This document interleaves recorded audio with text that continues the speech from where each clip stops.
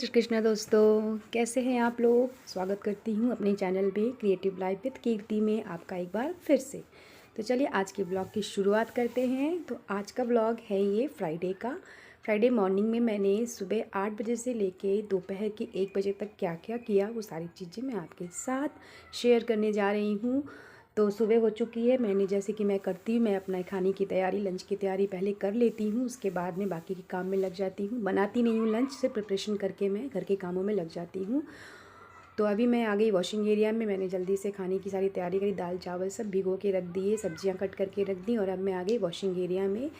कपड़ों का एक जो लॉट होता है रात को मैंने लगा दिया था, वो ड्रायर होके अभी ड्रायर में पड़े हैं। और दूसरा जो मुझे कपड़ों की लॉन्ड्री देनी थी आज, वो सारे कपड़े चादर वादर इकट्ठा थी, तो वो सारी चीज़ें मैं अभी यहाँ पर मशीन में डाल रही हूँ धुलने के लिए। तो ऐसे ही ऑलमोस्ट मेरी डेली हर जो रोज़ की सुबह की शुरुआत होती है वो लगभग ऐसी ही होती है। वॉशिंग का काम मैं अल्टरनेट डेज़ पे करती हूँ, तो आज है वॉशिंग का डे। तो कपड़े धुलने में लगा करके मैं अब अपने आगे के काम में लगूँगी। तो वॉशिंग मशीन में कपड़े लगाने के बाद से मैं आगे थोड़ी एक्सरसाइज करने के लिए, एक्सरसाइज में रेगुलर नहीं करती हूँ, अल्टरनेट डेज़ पे करती हूँ।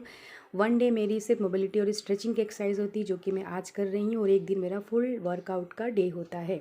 तो आज से लाइट एक्सरसाइजेस करनी है, तो वो मैं भी यहाँ पे कर रही हूँ, जिसमें मैं मसल्स की स्ट्रेंथनिंग और जॉइंट्स की मोबिलिटी की एक्सरसाइजेस करती हूँ। तो चलिए फ्रेंड्स, आप लोग कैसे करते हो अपने दिन की शुरुआत, मुझे ज़रूर शेयर करिएगा कमेंट बॉक्स में। और अब मैं आ गई घर की क्लीनिंग वाले काम में। तो बाकी आज स्कूल नहीं गई, उसके स्कूल में आज शायद से कोई फंक्शन था, पढ़ाई होनी नहीं थी, थोड़ी उसकी तबीयत भी ठीक नहीं थी। तो मैंने कहा ठीक है आप घर पे ही रहो। तो मैंने उसको सुबह ही उठा दिया और बोला कि घर पे हो तो आपको सिर्फ सोना नहीं है, उठ करके अपना होमवर्क कंप्लीट करो, जो पढ़ाई करनी है वो करो। तो वो वही करने में लगी हुई है यहाँ पे, और मैं अपने काम यहाँ पे धीरे धीरे से निपटा रही हूँ। झाड़ू मैंने कर लिया घर में, अब आ गई मॉपिंग की बारी। तो आप देख रहे हैं मेरे काम सुबह ऐसे ही चलते हैं, और एक के बाद एक माइंड में सारे काम एकदम से फीड है। हमें पता होता है कि हमें एक के बाद नेक्स्ट काम हमारा क्या आने वाला है, तो ये चीज़ें अपने आप ऑटोमेटिकली होती रहती हैं। तो अब मैं क्लीनिंग कर रही हूँ यहाँ पे। मैं वॉशिंग के जितने भी एरियाज़ हैं, सिंक हो चाहे वॉश बेसिन हो, वो सब मैं मॉप करने से पहले, यानी घर में पोछा मारने से पहले ही मैं सब चीज़ें क्लीन कर लेती हूँ, क्योंकि नीचे फर्श पे बहुत पानी गिरता है। तो वो सब चीज़ें आप ऊपर की सफाई करने के बाद नीचे फ्लोर को क्लीन करिए, तो चीज़ें आपके लिए थोड़ा आसान हो जाती हैं। तो फ्रेंड्स, यही सब चीज़ें मैं कर रही हूँ जो आपको यहाँ पे दिखा रही हूँ। और आज के ब्लॉग में मैं आपके साथ शेयर करने वाली हूँ ठंड के टाइम पे खाए जाने वाले गोंद के लड्डू, जो कि आजकल जॉइंट्स की प्रॉब्लम सबको हो रही है। सबको एनर्जी की ज़रूरत होती है, मुझे भी थोड़ी थोड़ी नी की प्रॉब्लम हो जाती है कभी कभी ठंड में। तो वैसे तो मैं फिज़ियोथेरेपिस्ट हूँ, अपना ट्रीटमेंट मैं खुद ही कर लेती हूँ, बट फिर भी अगर आप ऐसी हेल्दी चीज़ें खाते रहिए तो आपकी बॉडी को अंदर से जो पावर और स्ट्रेंथ मिलती है ना, वो आपकी बॉडी को जल्दी से रिकवर होने में हेल्प करती है। तो आज मैं बनाऊँगी गोंद के लड्डू। तो बने रहिए इस ब्लॉग में मेरे साथ, और देखते हैं कि मैंने जैसे लड्डू बनाए वैसे आप भी बनाते हो या आपका कुछ तरीका डिफरेंट है। तो यहाँ पे हो गई है मेरी क्लीनिंग की, जो ऑलमोस्ट सारा जो काम होता है वो लगभग ख़त्म होने पे आ गया है। बेसिन का एरिया भी मैंने क्लीन कर दिया है।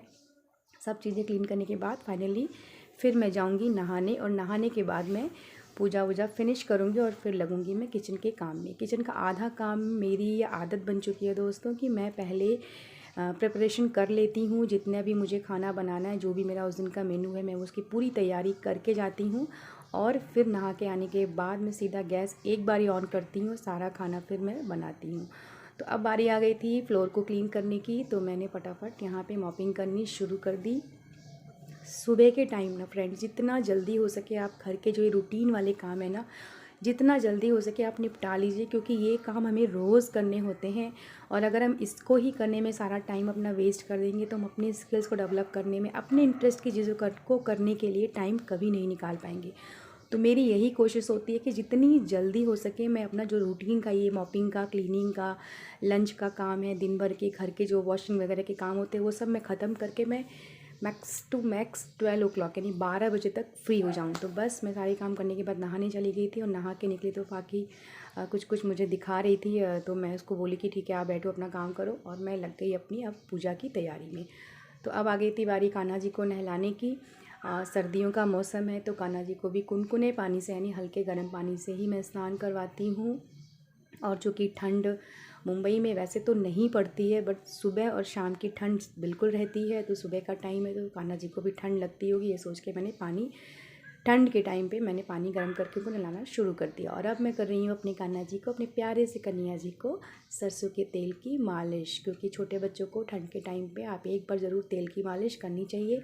और मैं तो इन्हें अपने बच्चे जैसा ही मानती हूँ, तो इनको वैसे ही मैं यहाँ पे कर रही हूँ। चलिए, कान्हा जी मेरे अब बिल्कुल रेडी हो चुके हैं, तैयार हो चुके हैं। उनको मैंने उनके सिंहासन पे बिठा दिया है। और मेरी जो रोज़ की रूटीन की पूजा होती है, कान्हा जी को भोग लगाना, दिया लगाना, उनकी आरती करना, वो सब यहाँ पे होती है पूरी। तो ये सब काम निपटाने के बाद अब मैं आ गई फाइनली किचन में, यानी मेरा जो कुरुक्षेत्र है जहाँ मैं रोज़ लड़ाई करती हूँ, मजाक कर रही हूँ, जहाँ मेरा रोज़ मेरी फ़ाइट होती है किचन के कामों को लेके। तो बस वही स्टार्ट हो गया यहाँ पे। और अब मैं आ गई हूँ, जो आज का जो मेनू है मेरा वो है न्यूट्रेला की सब्ज़ी बनाना है मुझे। तो बस उसकी तैयारी यहाँ चल रही है। और एक साइड से मैंने चावल चढ़ा दिए भगोने में कुक होने के लिए, क्योंकि चावल दाल मैं पहले से भिगो के जाती हूँ। तो बस कुकर में दाल लगाई, भगोने में चावल डाला, वो बहुत जल्दी पक जाते हैं अगर आप पहले से भिगो के रखो। तो साथ के साथ मेरा काम ना बहुत स्पीड से होता है अगर मैं पहले ही प्रिपरेशन करके जाती हूँ। जब तक मेरी सब्ज़ी भून करके रेडी होगी उतनी देर में मैं इधर आटा भी गूँध ले रही हूँ। तो दोस्तों, इस तरीके से मॉर्निंग का जो मेरा रूटीन है वो लगभग सेम ही होता है। डेली मुझे लंच बनाना होता है क्योंकि हस्बैंड जाते हैं बाहर।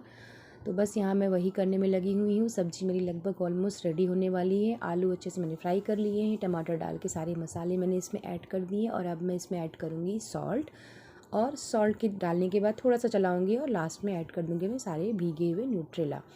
तो सब्ज़ी का काम ऑलमोस्ट यहाँ पे रेडी हो चुका है। आप देखिए, सब्ज़ी में मैंने थोड़ा पानी डाला और उसको ढक करके मैंने पकने के लिए यहाँ पे रख दिया। दूसरे गैस पे मेरे चावल रेडी हो चुके हैं। और अब मैं जा रही हूँ दाल में तड़का लगाने। तो मैं यहाँ बना रही हूँ सांभर के टेस्ट वाली तुअर दाल। सांभर नहीं है, सांभर का फ्लेवर आता है इसमें खाने के टाइम पे। तो मैं तड़का दे रही हूँ यहाँ पे राई, हींग, करी पत्ते और मिर्ची का। करी पत्ते का देना चाहिए, मैंने करी पत्ता नहीं डाला है क्योंकि करी पत्ता ख़त्म हो गया था।